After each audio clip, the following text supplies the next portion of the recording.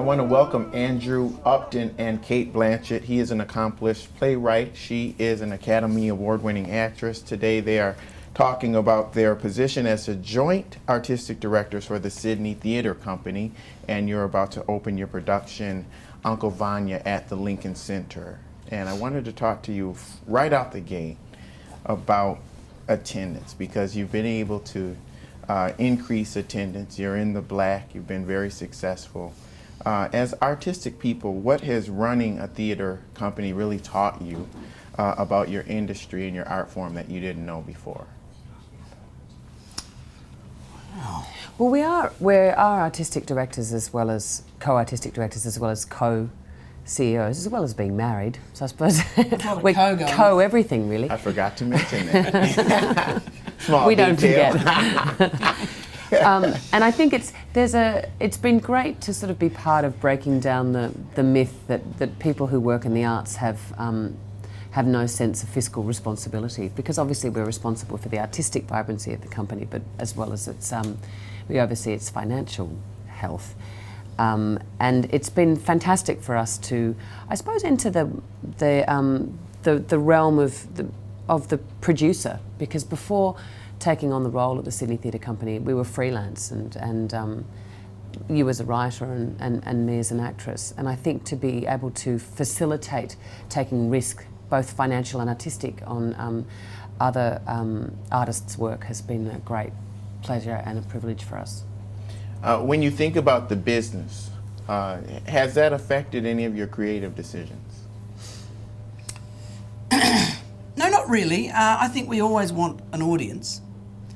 So what it's affected probably is the way we phrase those creative decisions, or perhaps the way we budget for them.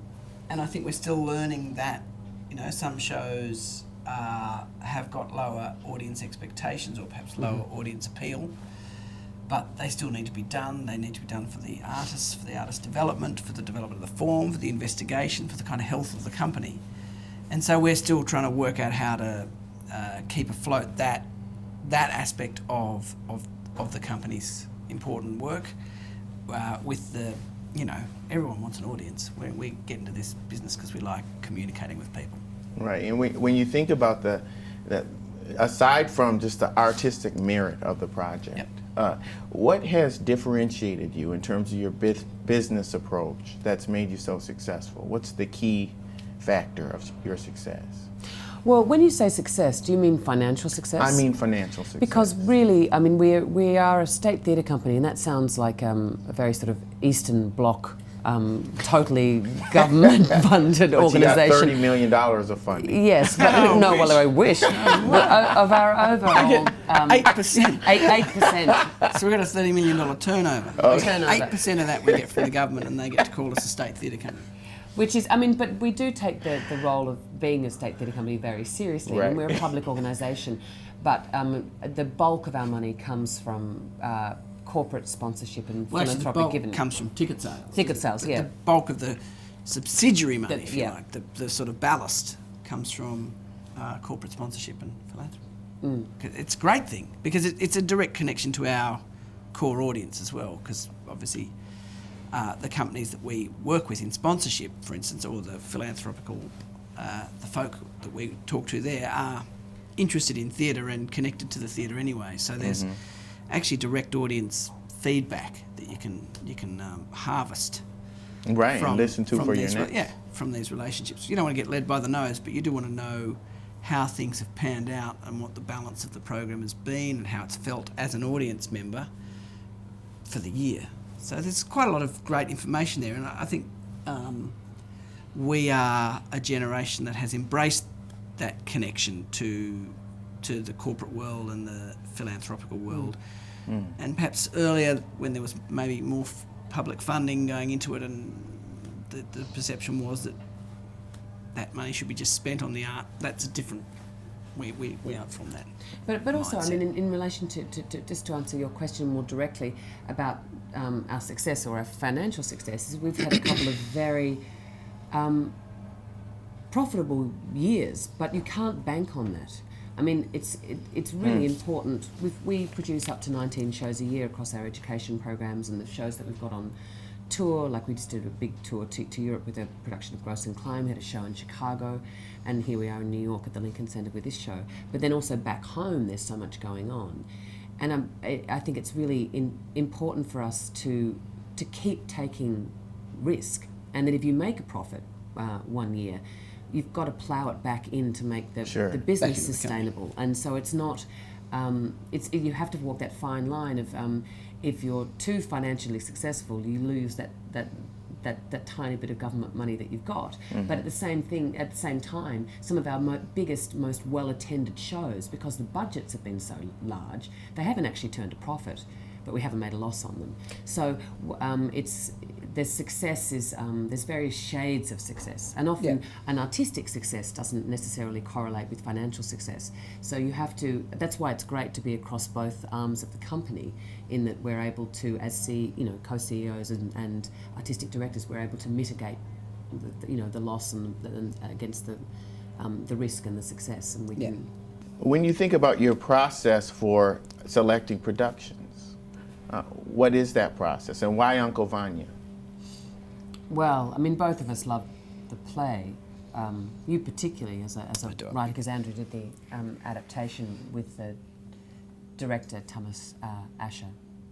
I think there are certain playwrights, or there are certain bodies of work that a theatre company with any kind of historical roots, they really should be constantly going back to. There is this canon of work, and obviously Shakespeare is key in the English language, and Chekov is really up there with that.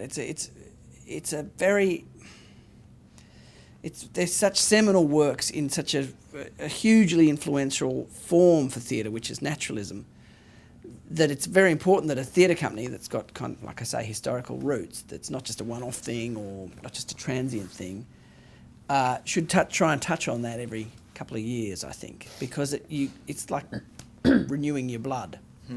So Chekov was bound to come along sometime in our 6-year tenure, and Vanya, the company hadn't done Vanya for a while, but that wouldn't matter really. It's a beautiful play. I was very attracted to it.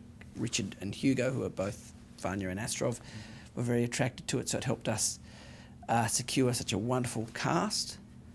So it just sort of made sense, but essentially, philosophically, if you like, it would always be a real cornerstone of our work. What does it feel like to open up in New York City? I mean, you're very accomplished, you've done this a million times, but do you still get nervous, and does that ever get away from you? Well, you never want to lose your nerves, because that's part of the attraction, isn't it? There's always excitement to opening anything. And then, of course, I don't know, New York's so, in my mind, so profoundly tied to theatre, actually, that to be bringing something here is it's very, very exciting and daunting, but in that exciting way. Not oh God, what are we doing this for? Because we are confident of the production, or I am certainly. I don't know. It's different for actors. You're not to speak for your wife. I can't speak for the actors because they've got to get up there and actually do it in front of the audience. But it's very exciting. It's a twin thing in a way. I think I get most nervous when I'm in front of an Australian audience somehow, because you know the theatrical community, you've worked with the majority of them, and so it's a little bit like sort of standing up at your wedding. Suddenly you lose your voice, so that can be nerve-wracking. But no, it's always. Our son's been doing quite a lot of public speaking lately, and saying to him, he's quite nervous about it, and keeps saying, just you've got to trick yourself and say that the nerves are actually from the same place as excitement, which they probably they probably are. But that's exactly what I try and tell myself. It's both nerve-wracking and exciting. What about the reviews? Do you read them, and does a good or bad review really have an effect when you've overseen an entire production from start to finish? I think a good review is wonderful but useless. I mean, from a creative point of view, wonderful for ticket sales. I mean, if you're talking about which hat I'm wearing at the moment. Yeah, they're great for ticket sales. I don't read them. When I'm in a production, I don't read them. But afterwards, Why don't you read them in Because if production? they're good, then you'll just start doing those bits. Oh, they like those bits. I mean, we're all human. If everyone says, I like your hair like that, then suddenly you start wearing your hair like that every day. And if it's a bad review, they only hurt if you go, yeah, that's right. They're actually, what they said there was actually true.